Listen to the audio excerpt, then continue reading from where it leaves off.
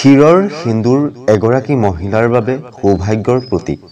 এগৰাকী বিবাহিত মহিলাই ক্ষীৰত সিন্দুৰ লোৱা অতি মহত্বপূৰ্ণ মান্যতা দিয়া হয়, কিয়নো এই সিন্দুৰ বিবাহৰ পিছতহে এগৰাকী মহিলাই ক্ষীৰত পিন্ধাৰ অধিকাৰ থাকে।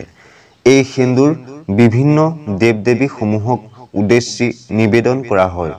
সেইবাবেই ক্ষীৰত সিন্দুৰ ধাৰণ কৰিলে উক্ত মহিলাৰ প্ৰতি দেৱ-দেৱীসকল সন্তুষ্ট হৈ পৰে আৰু মহিলাগৰাকী আশীৰ্বাদপ্ৰাপ্ত হ'বলৈ সক্ষম হয়। সিন্দুৰ হৈছে এগৰাকী বিবাহিত মহিলাৰ প্ৰতীক। মহিলাৰ কপালত লোৱা সিন্দুৰ স্বামীৰ মংগলৰ সৈতে জড়িত হৈ থাকে, যাৰ ফলত স্বামী দীৰ্ঘায়ু হয়। বিবাহিত মহিলাৰ ক্ষীৰৰ সিন্দুৰে স্বামীৰ সন্মান বঢ়ায়, ঘৰখনৰ সুখ সমৃদ্ধি ধৰি ৰাখে।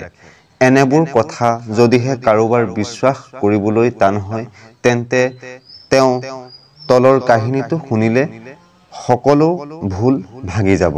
বালিক যেতিয়া শ্ৰীৰামচন্দ্ৰই বধ কৰিব ওলাইছিল, সেই সময়তে শ্ৰীৰামচন্দ্ৰৰ দৃষ্টি পৰিছিল বালিৰ পত্নীৰ ক্ষীৰৰ সিন্দুৰৰ ওপৰত। সেই ক্ষীৰৰ সিন্দুৰক সন্মান জনাই ৰামচন্দ্ৰই সেইদিনা বালিক এৰি দিছিল।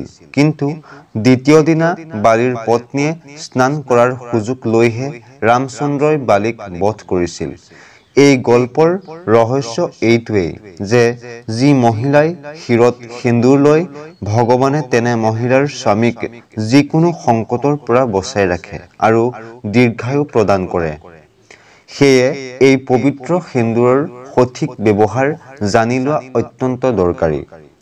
দৰ্শকবৃন্দ, আজিৰ এই ভিডিঅ'টোত আমি আপোনালোকক জনাম সেই সিন্দুৰৰ কেইটামান মহত্বপূৰ্ণ বিষয়বস্তু। আহকচোন ভিডিঅ'টো পলম নকৰি আৰম্ভ কৰোঁ। দৰ্শকবৃন্দ, সিন্দুৰৰ প্ৰথম বিষয়বস্তুটো হৈছে এই সিন্দুৰ কেতিয়াও খোলা অৱস্থাত ৰাখিব নালাগে। সিন্দুৰ ঢাকি ৰখাটো অত্যন্ত দৰকাৰী আৰু নজৰ ৰাখিব লাগে যাতে সহজতে সৰু ল'ৰা-ছোৱালীয়ে ঢুকি নাপায়, কিয়নো সিন্দুৰ পৰি যোৱাটো অশুভ মনা হয়। সিন্দুৰৰ দ্বিতীয় বিষয়বস্তুটো হৈছে এই সিন্দুৰ কেতিয়াও আনক দান কৰা অনুচিত, নিজৰ সিন্দুৰ নিজে ব্যৱহাৰ কৰা উচিত। তৃতীয় বিষয়টো হৈছে সিন্দুৰ যিমানে পাৰে কপালৰ মধ্যভাগত ল'বলৈ যত্ন কৰা উচিত। কপালৰ মধ্যভাগৰ পৰা শিৰৰ মাজভাগলৈ যিমান দীঘলকৈ ল'ব পাৰে সিমানে উত্তম, কিয়নো কপালৰ মধ্যভাগ হৈছে ব্ৰহ্মস্থান আৰু সেই ঠাইত সিন্দুৰ ল'লে স্নায়ু সতেজ হৈ থাকে আৰু তাক সহায় কৰে। চতুৰ্থ বিষয়টো হৈছে সিন্দুৰ লোৱাৰ সঠিক সময় হৈছে স্নান কৰাৰ পিছত আৰু সন্ধিয়া যেতিয়া স্বামী কামৰ পৰা গৃহলৈ উভতে সেই সময়ত। এনে কামৰ দ্বাৰা স্বামীক সন্মান দিয়া হয় আৰু স্বামীয়েও যথেষ্ট আনন্দ লাভ কৰে, যাৰ ফলত স্বামী-স্ত্ৰীৰ সংসাৰ সুখৰ হৈ পৰে। পঞ্চম বিষয়টো হৈছে ক্ষীৰত সিন্দুৰ লওঁতে সদায় শুকান সিন্দুৰ ব্যৱহাৰ কৰা উচিত আৰু কেতিয়াবা শুকান সিন্দুৰ ক্ষীৰত লওঁতে যেতিয়া নাকত পৰে সেয়া অত্যন্ত শুভ মান্যতা দিয়া হয় আৰু সেই নাকত পৰা সিন্দুৰখিনি ধুই পেলোৱা অনুচিত, কিয়নো এনে কৰাৰ ফলত সিন্দুৰক অসন্মান কৰা হয়। সেয়েহে প্ৰয়োজনবোধ কৰিলে সৰু ৰুমাল বা কাপোৰেৰে মুচি দিয়া ভাল আৰু সেইটোৱে স্বামীৰ প্ৰতি অত্যন্ত মৰম ভালপোৱা থকা বুজায়।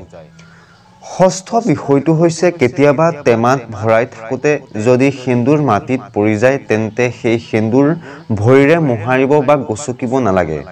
পৰি যোৱা ভাগৰ যিখিনি ভাল ওলায় সেইখিনি টেমাত ভৰাই ৰাখিব লাগে আৰু লেতেৰা হৈ যোৱাখিনি মা পাৰ্বতীক ক্ষমা বিচাৰি এজোপা গছৰ তলত ৰাখি দিয়া ভাল।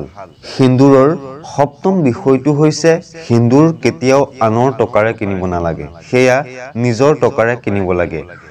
অষ্টম বিষয়টো হৈছে সিন্দুৰ কেতিয়াও আনে দেখাকৈ নোলোৱা ভাল, নহ'লে স্বামী-স্ত্ৰীৰ সম্পৰ্কত নজৰ লাগিব পাৰে।